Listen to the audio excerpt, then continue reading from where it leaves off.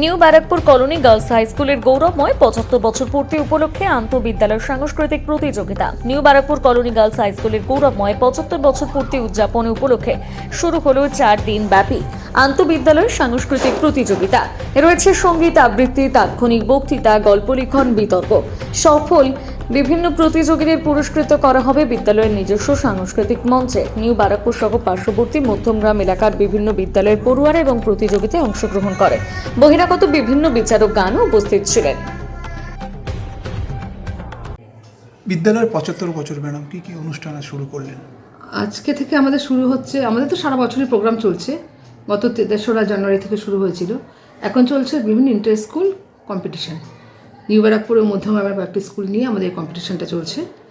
তার মধ্যে সবাই অনেক স্কুল থেকে অনেক কন্টেস্টেন্ট আমাদের নাম দিয়েছে। গানের মধ্যে আবার ভাগ আছে রবীন্দ্রসঙ্গীত, নজরুলগীতি, আধুনিক, তার সাথে কবিতা, সমস্ত ক্লাস ওয়াইজ, মানে 5-6 একটা গ্রুপ, সব গ্রুপ করে দেওয়া হয়েছে। 11-12 পর্যন্ত সেখানটা সবার নাম দেওয়া হয়েছে। সেখানে কম্পিটিশন আজকে গান আর কবিতা ছিল।